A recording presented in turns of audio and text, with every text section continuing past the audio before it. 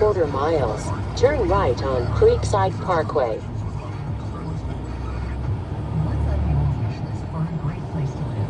Excellent schools, safe streets, good housing, and well-paying jobs? What if you could live in a community that would help you protect and even improve your health and the health of your loved ones? Cities and towns across the country are making planning for good health a priority. Planners are working to improve our health today and to guarantee the health of our children tomorrow. Learn more at planning.org. That's planning.org. A message from this station and the American Planning Association. The thought of my son is really so is her chased up. It's gotta be somewhere. Maybe she will. These skirts should have pockets. Dell technology.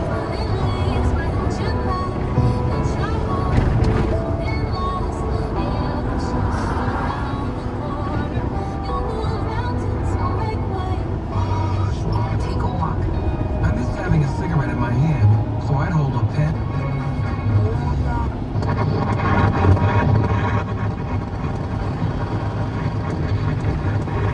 Useful for them.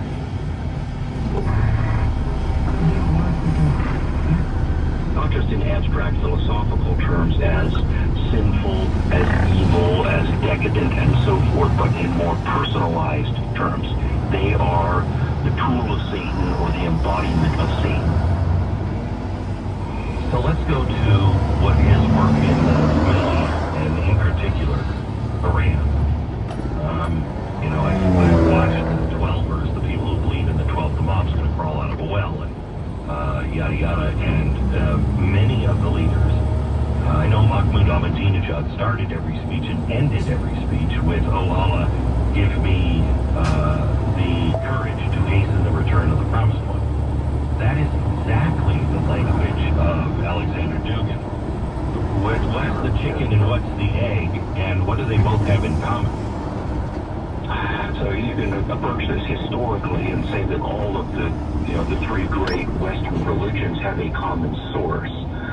Historically, this has been a recurring deep theme in all three of them, but it comes out in differentiated forms.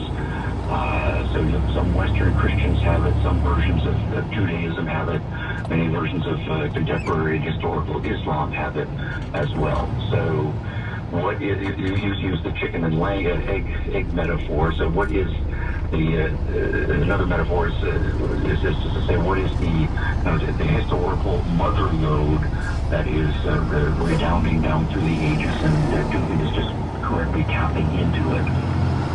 So what do they have in common, Russia and Iran?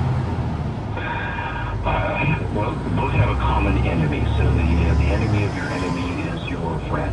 In this case, the Iranians will also say the West is the great Satan is enemy number one, and Dugin, and from his Russian perspective, wants to say the same thing. So then you make a strategic decision right now, ethnically and religiously. Iran and Russia are enemies, but what's the more important enemy? And from both of their perspective, the more important enemy is the West. Economically, politically, culturally, and so forth. So you're willing to overlook important ethnic differences and important religious differences to concentrate on the more pressing battle, which is to defeat the West right now. Back with more with Stephen Hicks, Rockford University philosophy professor. He's written a bazillion books explaining postmodernism, Nietzsche and the Nazis, the art of liberalism, pro and con, the eight philosophies of education. I mean, he's just written a lot, been translated into a billion different languages. So check him out. We'll be back with Stephen Hicks here in just a second. First, when the time comes around to sell your home, are you ready for it? I mean, it's a three-ring circus most of the time. It is hard to know where to even begin, unless, of course, you have the right real estate agent. I'm talking about someone who can navigate the whole process from beginning to end, making sure that you're on track to sell at the highest level that you can. And what about if you're buying? You need somebody on that end too, somebody who can make sure that you're not missing out on the home of your dreams, somebody who will be right there with you at the negotiating table, working to make sure you end up where you want to be. Years ago, I started Real Estate Agents I Trust to make sure that you could be put in touch with exactly this sort of an agent. We only work with the best of the top sellers in your area. Please check them out. I want you to do your own homework. I don't charge you anything for it. It's realestateagentsitrust.com. You go there, we'll help you connect with a real estate agent. But do your own homework. Interview them. realestateagentsitrust.com. 10 seconds, station ID. News Radio. It's 10 WTBN.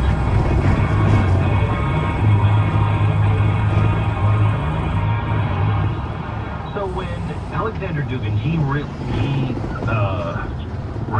to NATO as the people of the sea, if I'm not mistaken, right? That's a metaphor he uses.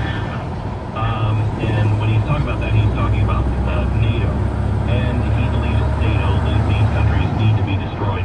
But he talks about a couple of things. One, that modernity is bad.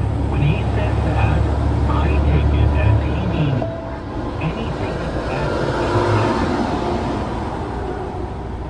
Yeah, for sure.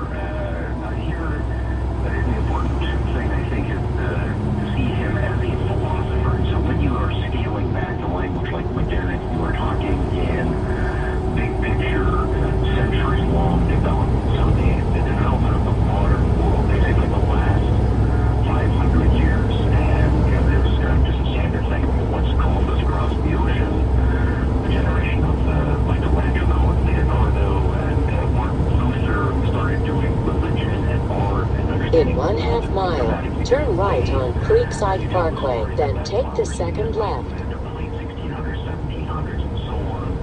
Science and technology, and industrial revolution, and the rights of man, and then the rights of women, the abolishing of slavery, ideas of liberty and equality, the birth of the United States, and so on. All of that is modernity. And from a philosophical perspective, that Duggan is adopting that was a giant mistake. Turn right at the traffic light, then take the second left. So, in that sense, he is a pre-modernist. We have to go back and resuscitate the essential worldview that was in place. Which was modernity prior to the Enlightenment. Which was what? What is he asking? Or pushing? What would the world look like? Turn left, then take the first right. The medieval era, particularly the medieval era of Russia. So people were religious, intensely religious, in a submissive, obedient, hierarchical fashion. They had, this is valorization, wise leadership. Turn left, then take the first left. What God wanted for its people. And in a sometimes brutal world, of course, was willing to fight off the evil enemies in order to protect the people Turn left. and to advance God's way in the world. And broadly speaking, that's the language that Duggan is adopting. Now here he is a disciple philosophically of Martin Heidegger, so we have to talk at some point about Martin Heidegger, one of the 2 or 3 most important philosophers of the 20th century. Duggan wrote a whole book on Heidegger, and I think the disciple language is correct. And Heidegger, if I'm not mistaken, he was one of